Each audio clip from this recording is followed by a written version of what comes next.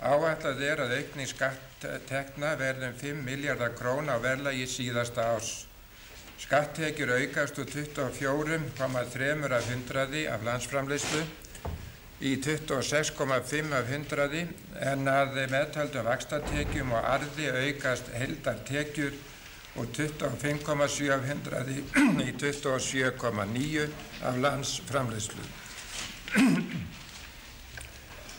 Á þessum 4 mánuðum sem ríkisstjórnin hefur setið og þrátt fyrir þær aðgerðir sem óhjákvæmilegt var að grípa til þess að tryggja hallalausa afgreiðslu fjárlaga hefur verðbólga undanfarna 4 mánuði verið 9,5% á ársgrundvelli.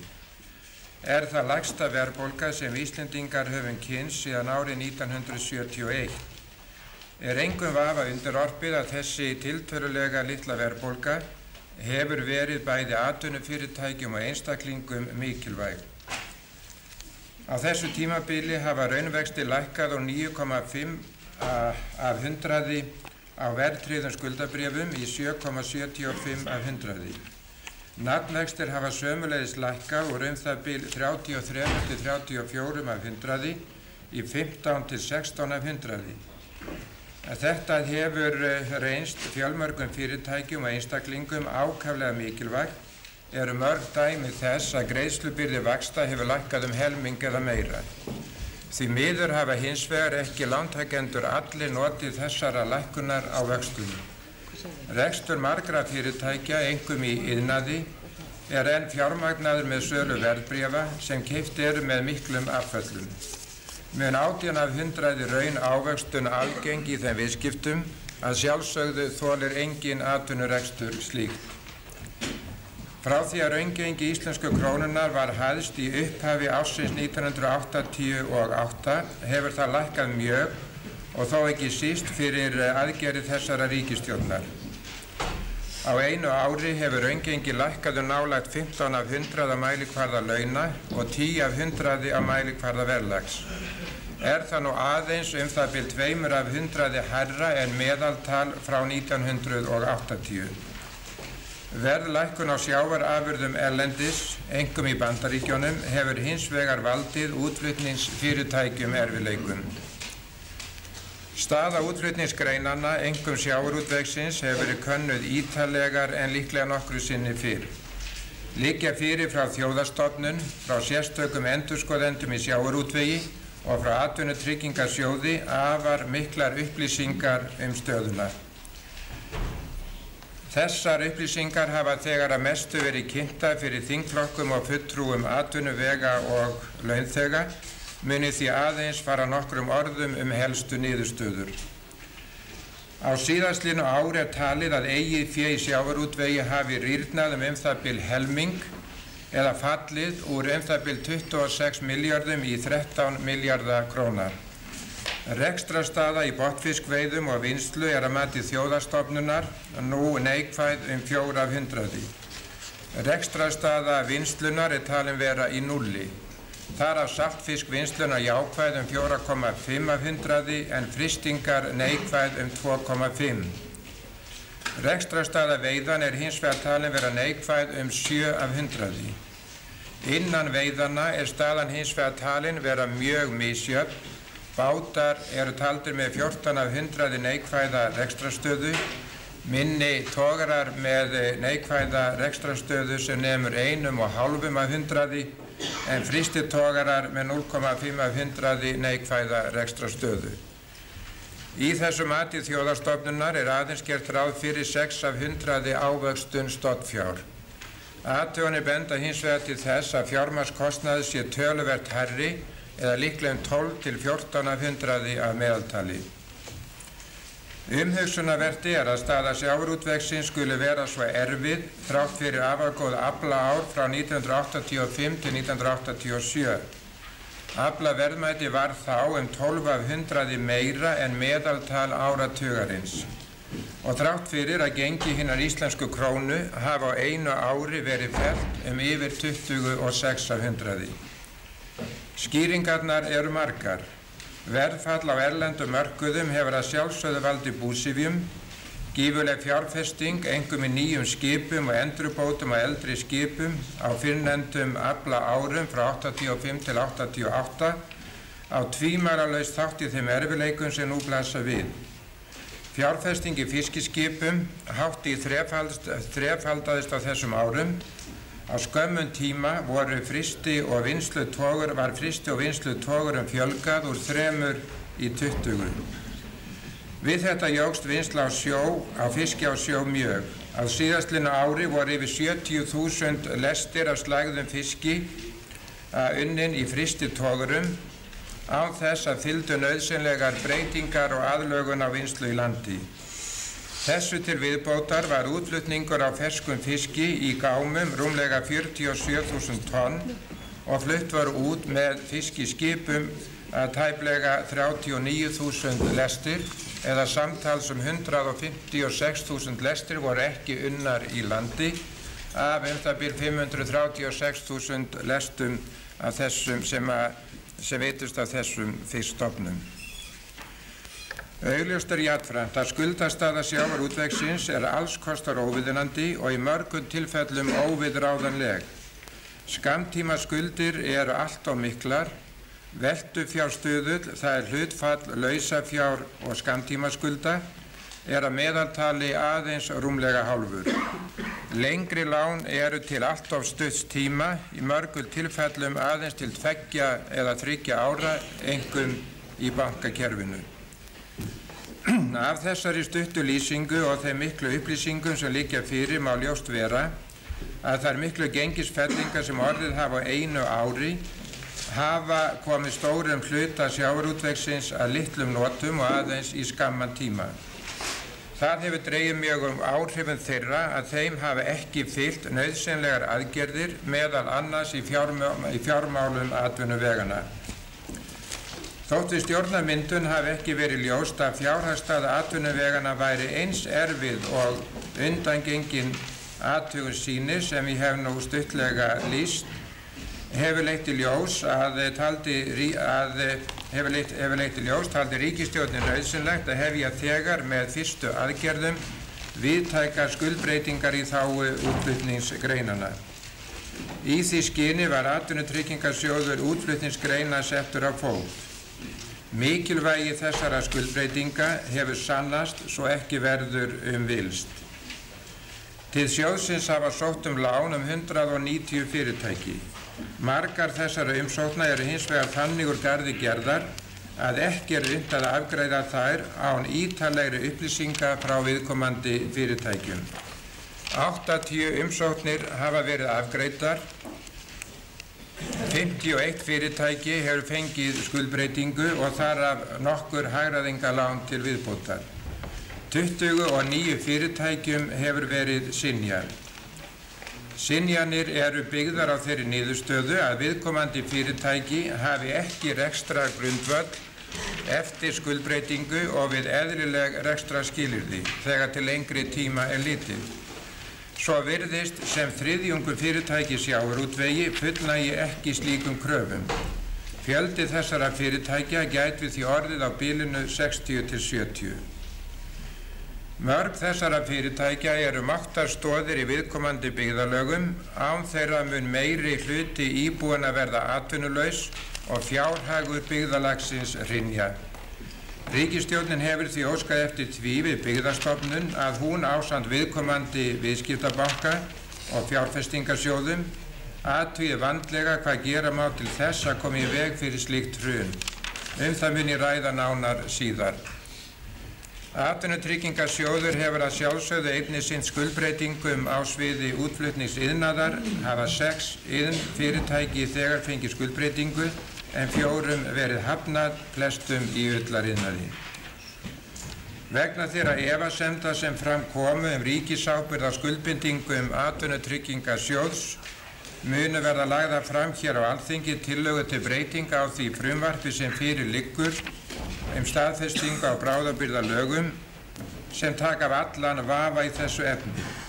Verður sjóðurinn þá óumdeilanlega með sams konar ríkisábyrgð og aðrir fjárfestingalána sjóðir sem á vegum ríkisins starfa.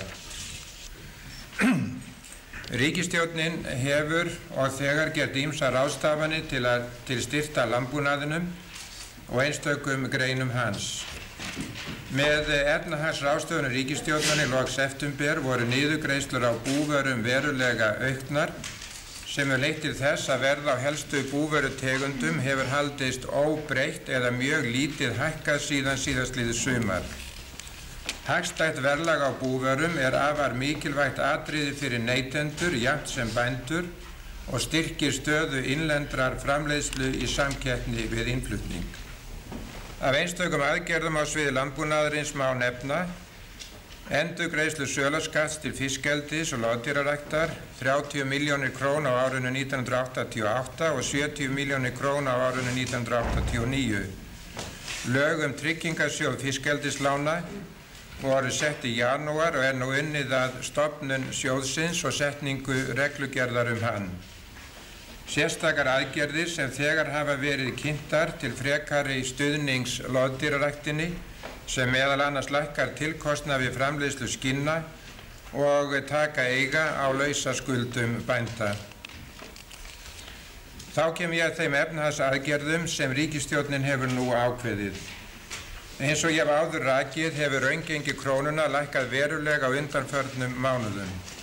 Auk þess hefur gengi dollarans hækkað það bil 400 frá áramótum sem nokkur bót fyrir ýmis fyrirtæki sem verst eru stödd. Þó raungengi krónunnar enn hærra en svo að samkeppnisstaða útflutningsatvinnuvega og samkeppnisiðnaðar sé viðunandi. Rekstrarvandi þessara greina stafar þó ekki síður af ýmsum djúpstæðum skipulagsvandamálum en af því að almenn rekstrarskilyrði séu erfið. Á vegum fyrirtækjanna sjálfra og stjórnvalda nú unnið að lausn þessa skipulagsvanda bæði fjárhagslegum og tæknilegum. Þær umbætur og þær fjölþættu aðgerðir sem ríkisstjórnin hefur ákveðið í verðlagsmálum, peningamálum, ríkisfjármálum og á sviði útflutnings- og samkeppnisgreinanna sjálfra og sem ég mun lýsa, munu draga úr þörf fyrir gengislækkun. Auk þess sýnir reynslan að gengisbreyting sem raskar þeim stöðuleika sem náðst hefur í verðlagsmálum á síðustu mánuðum gæti reynst atvinnuvegunum hæpin hjálp. Þá hefði umtalsverð gengislækkun krónunnar óheppileg verðhækkunar áhrif á umþóttunartími verðlagsmálum í kjölfar verðstöðvunar. Engu að síður talið óhjákvæmilegt að lagfæra gengi lítillega og bæta þannig rekstrarstöðu fyrirtæki í útflutnings- og samkeppnisgreinum og draga úr viðskiptahalla þjóðarbúsins. Jafnframt verður þar með eitt óvissu í gengismálum. Þá telur ríkisstjórnin einnig nauðsynlegt vegna áframhaldandi óstöðuleika á erlendum gjaldeyrismörkuðum að auka nokkuð svigrúm Seðlabankans til þess að jafna úr slíkum sveiflum. Slíkt fyrirkomulag nú í gildi í öllum löndum Vestur-Evrópu, þar á meðal á Norðurlöndum og í því felst í sjálfu sér ekkert fráhvarf frá almennum stöðuleika í gengismálum. Í ljósi þessa hefur ríkisstjórnin samþykkt að Seðlabankana verði heimilað að lækka gengið 2,5% nú þegar og jafnframt verði staðfest heimild til bankans til þess að ákveða daglegt gengi íslensku krónunnar innan marka sem 2,25% til lækkunar eða hækkunar frá hinu ákveðna meðalgengi. Á meðan að því unnið að ná atvinnuvegunum úr þeim erfiðleikum sem við blasa, telur ríkisstjórnin óhjákvæmilegt að tryggja nokkra umþóttun í verðlagsmálum. Það mun gert með tímabundnu ströngu verðlagseftirliti í kjölfar verðstöðvunar.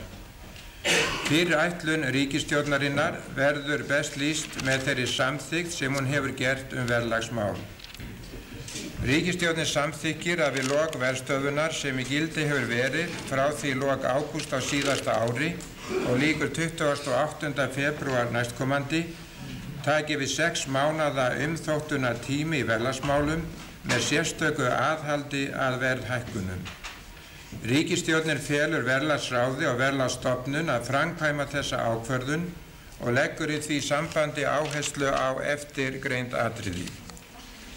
Ríkisstjórnin telur nauðsynlegt að náið verði fylgst með verðlagsþróun í einstökum greinum eftir að verðstöðvun lýkur. Í því skyni verði fyrirtækjum skylt að tilkynna verðhækkanir og ástæður fyrir þeim til verðlagsyfirvalda þegar eftir er leitað. Kom í ljós að verðhækkanir verði umfram það sem brýn kostnaðartilefni og afkoma fyrirtækjanna gefa tilefni til, skulu verðlagsyfirvöld þetta beita tímabundið ítrustu ákvæðum verðlagslaga eftir því sem efni standa til. Til þess að tryggja örugg skil á upplýsingum til Verðlagsstofnunar mun ríkisstjórnin leggja fram á Alþingi frumvarp til breytinga á 49. grein verðlagslaga viðurlög við vanrækslu á tilkynningaskyldu. Ríkisstjórnin felur Verðlagsstofnun að fylgjast sérstaklega með verðákvörðunum einokunar og markaðsráðandi fyrirtækja, samanber ákvæði verðlagslaga slík fyrirtæki, hvort sem að ræða einkafyrirtæki eða opinber þjónustufyrirtæki. Þetta á einnig við verðákvarðanir sem teknar eru af samtökum starfsgreina, en þau hafa að öðru jöfnu meiri möguleika en fyrirtæki í samkeppnisgreinum til að snögghækka verð í kjölfar verðstöðvunar. Ríkisstjórnin hefur ákveðið að leggja til tímabundna breytingu á verðlagslögum þannig að á umþóttunartímanum verði hækkun á orkuverði háð samþykki verðlagsyfirvalda. Ríkisstjórnin felur Verðlagsstofnun að sinna verðkönnun af árvekni og kynna niðurstöður þeirra rækilega. Jafnframt nauðsynlegt að halda áfram samanburðarkönnun á verðlagi hér á landi og í nágrannalöndum. Ríkisstjórnin mun styðja sérstakt átak á þessu sviði. Loks leggur ríkisstjórnin það fyrir Verðlagsstofnun að hún taki upp samstarf við verkalýðs- og neytendafélög aðhald að verðlagi. Þetta er mikilvægt vegna þess að opinbert verðlagseftirlit, hversu gott sem það getur aldrei komið í staðinn fyrir árvekni neytenda. Ég hygg að ekki verði það deilt að hinn íslenski peningamarkaður hefur farið mjög úr skorðum og reynst atvinnulífinu og einstaklingum þungur í skauti. Þótt verulegur árangur hafi náðst í lækkun vaxta og fjármagnskostnaðar frekari lækkun nauðsynleg. Því hefur ríkisstjórnin gert eftirgreinda samþykkt á sviði peninga- og vaxtamála. Ríkisstjórnin hefur mótað stefnu í peninga- og vaxtamálum sem hefur að meginmarkmiði að koma á lægri raunvöxtum en stuðla jafnframt að betra jafnvægi á lánamarkaði með ýmsum umbótum í peninga- og vaxtamálum. Helstu markmiðin eru: með samræmdu átaki verði unnið að því að lækka raunvexti þannig að vextir af verðtryggðum ríkisskuldabréfum verði ekki hærri en 5 af 100 og raunvextir af öðrum fjárskuldbindingum lagi sig að því. Vaxtamunur hjá bönkum og sparisjóðum og öðrum lánastofnunum minnki frá því sem nú er. Starfsskilyrði fjármálastofnana verði samræmd með breytingu á reglum bindi- og lausafjárskyldu og hvað varðar heimildir til tímabundinnar íhlutunar ávaxtanakjör. Skipulagi bankakerfisins verði breytt og það bætt og samkeppni aukin á lánamarkaði. Til þess að ná fram þessum markmiðum hefur ríkisstjórnin ákveðið fjölþættar ráðstafanir sem ég mun nú lýsa. Ríkisstjórnin hefur ákveðið að fela Seðlabankanum að stuðla að því að vextir á lánamarkaðnum lagi sig að vöxtum á ríkisskuldabréfum að teknu tilliti til áhættu og annarra atriða sem máli skipta. Ríkisstjórnin hefur veitt Seðlabankanum heimild til þess að beita ákvæðum 9. greinar Seðlabankalagana ef þörf krefur til þess að markmiðum ríkisstjórnarinnar í peninga- og vaxtamálum verði náð. Ríkissjóður mun neyta stöðu sinnar sem langstærsti lántakandi á innlendum fjármagnsmarkaði til þess að ná með samningum fram hóflegum raunvextum á ríkisskuldabréfum, meðal annars þeim sem lífeyrissjóðir kaupa af ríkissjóði og byggingasjóði ríkisins jafnframt því sem dregið verður úr lánsfjárþörf ríkissjóðs með ýtrasta aðhaldi að ríkisútgjöldum. Seðlabanka Íslands verður í samráði við viðskiptaráðuneytið falið að veita nafnvöxtum lánastofnana sérstakt aðhald á umþóttunartímabili í kjölfar verðstöðvunar þannig að samræmi verði á milli raunávöxtunar verðtryggðra og óverðtryggðra lánasamninga. Seðlabankanum verður jafnframt falið að beita sig fyrir endurskoðun á ávaxtanakjörum viðskipta skuldabréfa og viðskiptavíxla og á skiptikjara reikningum í innlánsstofnunum og einnig að fylgjast náið með þróun vaxtamunar inn- og útlána og beita ákvæðum í seðlabankalögum til að innlánsstofnanir leggi fram áætlun þróun vaxtamunar samhliða tilkynningum vaxtaákvarðanir. Nefnd á vegum viðskiptaráðuneytisins sem vinnur að athugun á þróun vaxtamunar í bankakerfinu falið að móta tillögur minnkun vaxtamunar. Til að tryggja markmið hennar nái fram að ganga hefur ríkisstjórnin undirbúið og mun leggja fyrir Alþingi á næstu dögum ýmis frumvörp til breytinga á lögum. Ríkisstjórnin mun leggja fram frumvarp til breytinga á lögum Seðlabanka Íslands þar sem verður kveðið skarpar á heimildir bankans til þess að binda vaxtaákvarðanir innlánsstofnana takmörkunum. Ríkisstjórnin beitir sig fyrir því að í lögum verðbréfafyrirtæki og eignarleigustarfsemi verði hliðstæð ákvæði þannig að allir aðilar á fjármagnsmarkaði sitji við sama borð að þessu leyti.